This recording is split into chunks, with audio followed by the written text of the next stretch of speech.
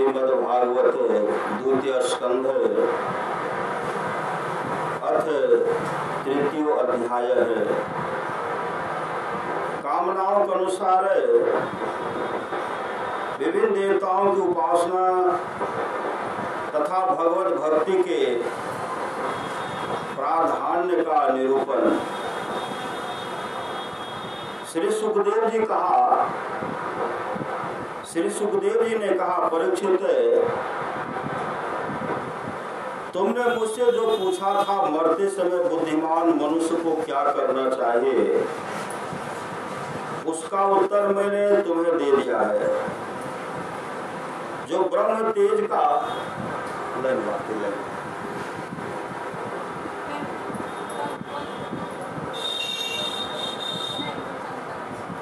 जो ब्रह्म तेज का इच्छुक हो,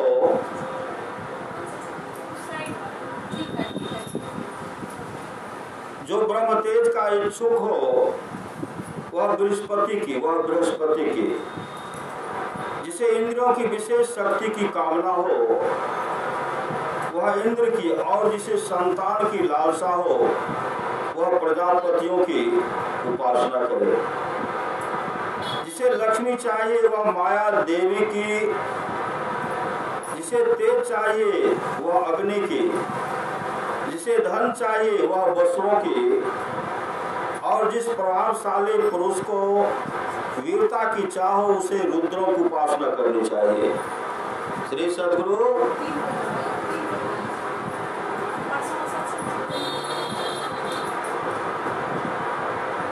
उसे रुद्रों की उपासना करनी चाहिए। जिसे बहुत अन्न प्राप्त करने की इच्छा हो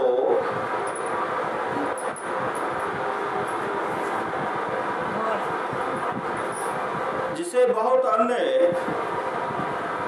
प्राप्त करने की इच्छा हो वह अदिति का, जिसे स्वर्ग की कामना हो अदिति के पुत्र देवताओं का,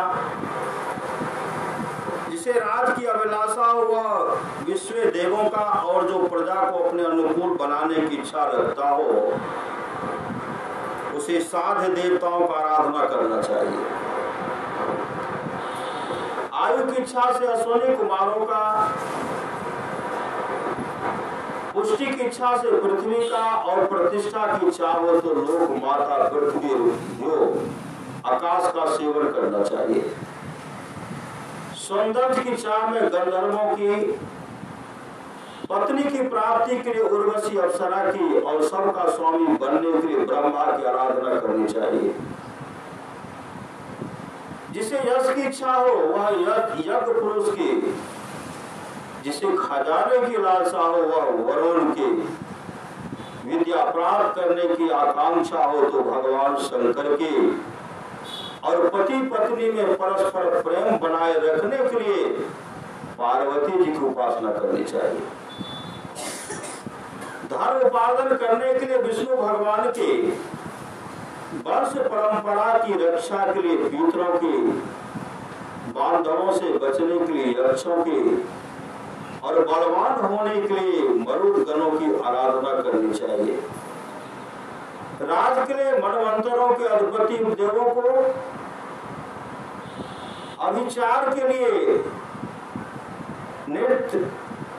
निर्वृत्ति को, भोगों के लिए चंद्रमा को, निष्कामता प्राप्त करने के लिए परम पुरुष नारायण को भजना चाहिए। निष्कामता कोई चाहना नहीं, नारायण को भजना चाहिए। और जो बुद्धिमान पुरुष है वह चाहे निष्काम हो, समस्त कामनाओं से युक्त हो अथवा मोक्ष चाहता हो, उसे तो तीव्र भक्ति योग के द्वारा केवल पुरुषोत्तम भगवान की आराधना करनी चाहिए। जो मुक्ति चाहते हैं, जितने भी उपासक है उनका सबसे बड़ा हित इसी में है कि भगवान के प्रेमी भक्तों का संग करके, भगवान के प्रेमी भक्तों ने सब भगवान के प्रेमी भक्त है सब, और उनको देने वाले सदगुरु हैं। उनको कौन देंगे? वह रास्ता कौन बताएंगे? वह सदगुरु बताएंगे। उनका सबसे बड़ा हित इसी में है कि वे भगवान के प्रेमी भक्तों का संग करके, प्रेमी भक्तों का,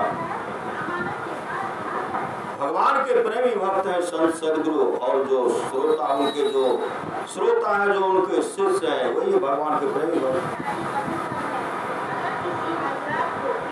भगवान के प्रेमी भक्तों का संग करके भगवान में अविचल प्रेम प्राप्त कर दे, प्रेम प्राप्त कर ले। भगवान के प्रेमी भक्तों का संग करके भगवान में अविचल प्रेम प्राप्त कर ले। ऐसे पुरुषों के सत्संग में, ऐसे पुरुषों के सत्संग में जो भगवान की लीला कथाएं होती है, ऐसे पुरुषों के सत्संग में, ऐसे पुरुषों के सत्संग में जो भगवान की लीला कथाएं होती हैं, उनसे उस दुर्लभ ज्ञान की प्राप्ति होती है जिसे संसार सागर की त्रिगुणमयी तरंग मालाओं के थपेरे शांत हो जाते हैं, हृदय शुद्ध होकर आनंद का अनुभव होने लगता है, इंद्रियों के विषयों में आसक्ति नहीं रहती, केवल मोक्ष का सर्वसम्मत मार्ग भक्ति योग प्राप्त हो जाता है। भगवान की ऐसी रसमयी कथाओं का चस्का लग जाने पर भला कौन ऐसा है जो उनमें प्रेम न करे। सौनक जी ने कहा, सूर्य जी, राजा परीक्षित ने सुखदेव जी की यह बात सुनकर उनसे और क्या पूछा?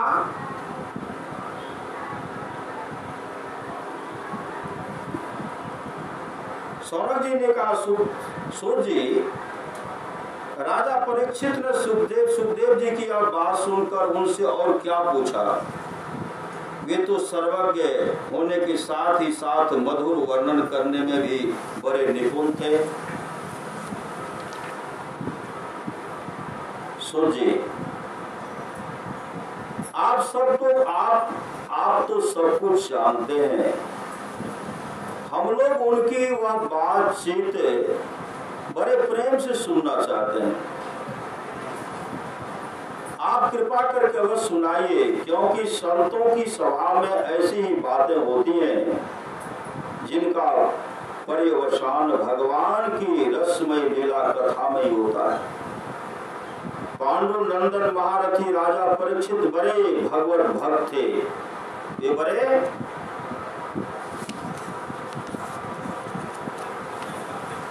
वाले अवस्था में खिलौने से खेलते समय भी वे श्री कृष्ण लीला का ही रस लेते थे। भगवान में श्री सुखदेव जी भी जन्म से ही भगवत परायण हैं। ऐसे संतों के सत्संग में भगवान के मंगलमय गुणों की दिव्य चर्चा अवश्य हुई होगी, जिसका समय भगवान श्री कृष्ण के गुणों के गान अथवा श्रवण में व्यतीत हो रहा है, उसके अतिरिक्त सभी मनुष्यों की आयु व्यर्थ जा रही है। जो उसमें लगाए हैं वो तो ठीक है, और जो नहीं भगवत भजन कर रहे हैं, न सत्संग कर रहे हैं, उनकी आयु क्या है? व्यर्थ ही जा रही है। ये भगवान सूर्य प्रतिदिन अपने उदय और अस्त से उनकी आयु छीनते जा रहे हैं। भगवान सूर्य क्या करते हैं? उदय और अस्त होने से उनकी आयु को क्या कर रहे हैं? छीनते जा रहे हैं। क्या वृक्ष नहीं जीते? क्या लोहार की धौकनी सांस नहीं लेती? गांव के अनपालतू पशु क्या मनुष्य पशु की ही तरह खाते पीते या मैथुन नहीं करते? जिसके कान में भगवान श्री कृष्ण की लीला कथा कभी नहीं पड़ी, वह नर पशु कुत्ते ग्राम सूकर ऊंट और गधे से भी भयभीत है। सोचिए, जो मनुष्य भगवान श्री कृष्ण की कथा कभी नहीं सुनता, उसके कान बील के समान है, कान बील के समान। जो जीव भगवान की लीलाओं का गायन नहीं करते, वह मेढक की जीभ के समान टर टर करने वाली है। उसका तो उसका तो नो रहना ही अच्छा है। जो सिर कभी भगवान श्री कृष्ण के चरणों में झुकता नहीं, वह रेशमी वस्त्र से सुसज्जित और मुकुट से युक्त होने पर भी बोझा मात्र है। जिनका चरण भगवान कृष्ण के, जिनका सिर भगवान कृष्ण के चरण में नहीं झुकते, संत सदगुरु के चरणों में नहीं झुकते, कहते हैं वह रेशमी वस्त्र से सुसज्जित और मुकुट से युक्त होने पर भी बोझा मात्र ही है, बोझा मात्र ही है। जो हाथ भगवान की सेवा पूजा नहीं करते, जो हाथ भगवान की सेवा पूजा नहीं करते, वे सोने के कंगन से भूषित होने पर भी मुर्दे के हाथ है, मुर्दे के हाथ है। जिसको जो लाश को पहनाते हैं, मुर्दे का हाथ। जो आंखें भगवान की याद है दिलाने वाले मूर्ति, तीर्थ, नदी आदि का दर्शन नहीं करती, वे भौरों की पांख में बने हुए, वे मोरों की पांख में, वे मोरों की पांख में बने हुए आंखों के चिन्ह के समान निरर्थक हैं। मनुष्यों के वे पैर चलने की शक्ति रखने पर भी न चलने वाले पैरों जैसे ही है। वृक्ष नहीं चलते, उसी तरह जो भगवान की लीला स्थलियों की यात्रा नहीं करते, जिस मनुष्य ने भगवत प्रेमी संतों की चरणों की धूल कभी सिर पर नहीं चढ़ाई, वह जीता हुआ भी मुर्दा है। वह जीता हुआ भी क्या है? मुर्दा है। कभी सिर पर नहीं चढ़ाई, वह जीता हुआ भी मुर्दा है। जिस मनुष्य ने भगवान के चरणों पर चढ़ी हुई तुलसी की सुगंध लेकर उसकी सराहना नहीं की,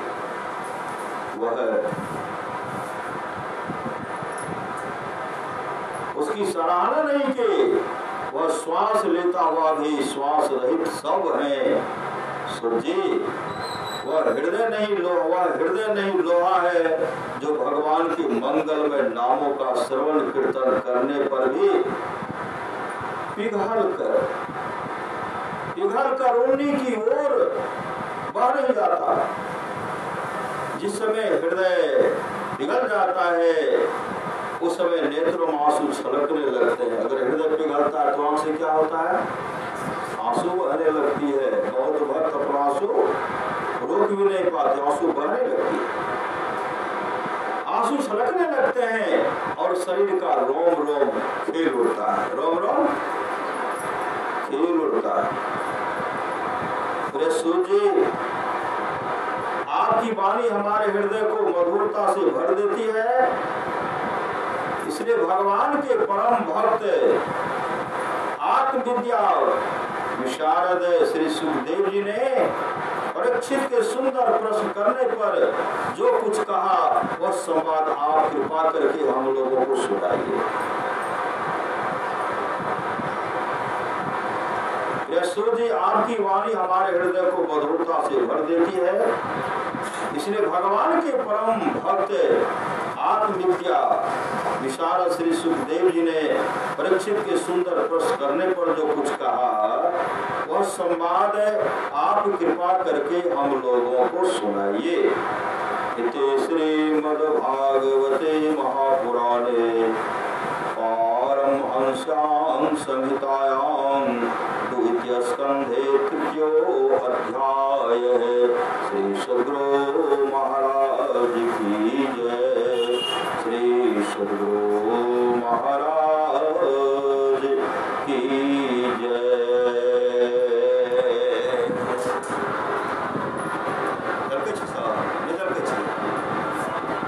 यूट्यूब पर भेजा देते हैं, कहते हैं थिएटर में